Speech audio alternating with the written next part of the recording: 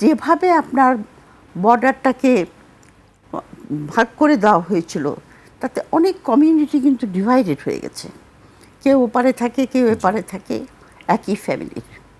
তারপরে আপনার ওখানে আরও আছে, সেটা হলো যে আপনার সীমান্তে আপনার নানা রকমের ব্যবসা চলে, ড্রাগ চলে, তারপরে এই যে গরু স্মাগলিং চলে, এবং এই যে পেডলার যারা তারা বর্ডার ক্রস করে আবার চলে আসে।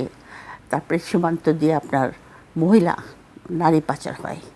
আমি তো একটা রিপোর্টে পড়েছি, আমি জানি না কারেক্ট কিনা, আমি যে প্রায় 200-র মতো মহিলা নাকি বর্ডার দিয়ে আপনার স্মাগল হয়ে যায়।